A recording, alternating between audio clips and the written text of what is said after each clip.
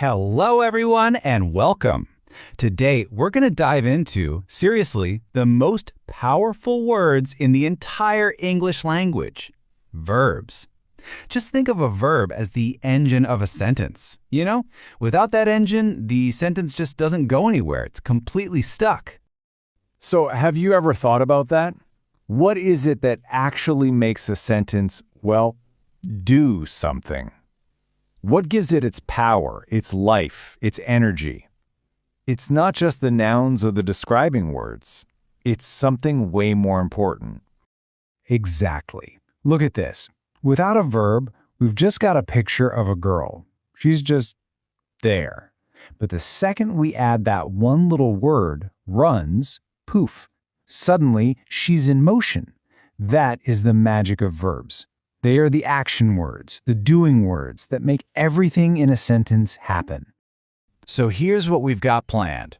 First, we'll nail down what a verb really is. Then, we'll look at the three main jobs they can have.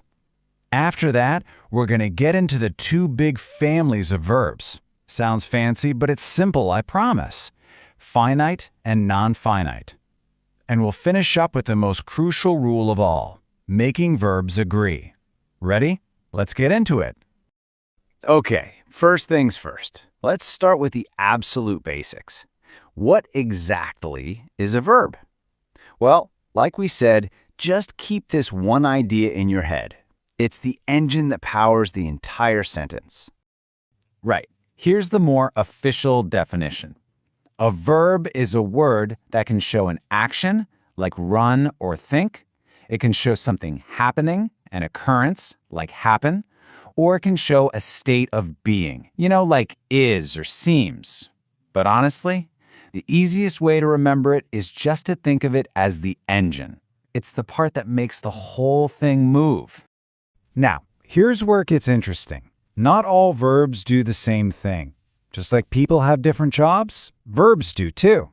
Let's break down the three main jobs a verb can have. First up, we've got action verbs. These are the ones you probably think of first. They show a physical action, running, jumping, eating. Or they can show a mental action, something happening in your head, like thinking or wondering. In our example here, runs is the action. Dead simple. Next, meet the linking verbs. Now, these guys don't show any action at all. Instead, their job is to connect the subject of the sentence to a word that describes it. Honestly, you can think of them as a big equal sign in grammar. So in the flowers are beautiful, the verb are is just linking flowers with the word beautiful. It's saying flowers equals beautiful. And our third type is the auxiliary verb. That's a bit of a fancy name, isn't it? Most people just call them helping verbs. And that's exactly what they do. Their whole job is to help the main verb. So in the sentence, he is writing a letter. The main action is writing. The word is just there to, well, help it out. All right, let's do a super quick recap.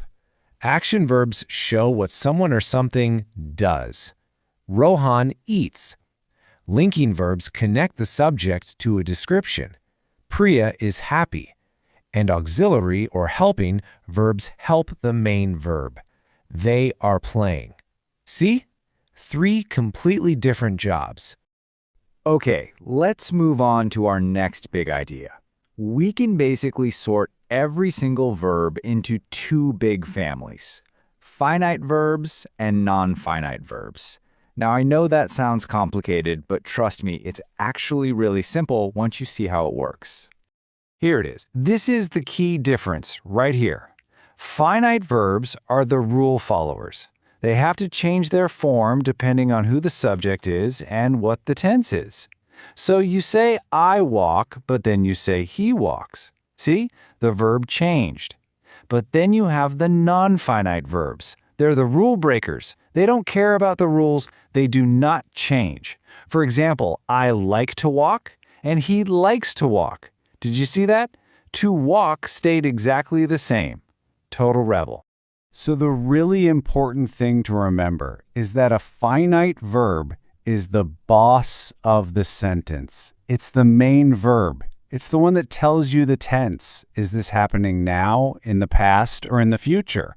And it absolutely must agree with its subject. In she walks to school, walks is our main verb. It tells us it's happening in the present, and it agrees with she. It's in charge. Non-finite verbs, on the other hand, are never the boss.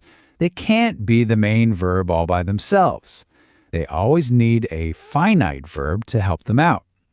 And these rule breakers show up in 3 different forms. Let's have a quick look. First up, we have the infinitive. This one's the easiest to spot. It's just the basic to form of the verb, like in this sentence. I want to eat pizza. To eat. That's our infinitive. Second is the gerund. This is the ing form of a verb, but it's pretending to be a noun. You know, the name of a person, place, or thing. In swimming is my favorite hobby, the word swimming isn't what someone is doing right now. It's the name of the activity. It's acting like a thing. And third, we have the participle. Now, this is an ing or ed verb form that's acting like an adjective, a describing word. So, for example, in the washed clothes, the word washed isn't the main action. It's just describing the clothes. It's telling us which clothes we're talking about. It's a verb doing an adjective's job. Whew, okay, we've covered a lot. Let's get to our final section. And I'm not exaggerating when I say this is probably the most important rule in all of English grammar, making your verbs agree with your subjects. The rule itself is actually beautifully simple. If you have one subject that's singular, you use a singular verb. If you have more than one subject that's plural, you use a plural verb. That's it. One for one, many for many. Simple. And here's what that rule looks like in action. On the left, we have one subject, the cat. So it takes a singular verb, sleeps. But on the right, we have many subjects, the children. So they take a plural verb, play.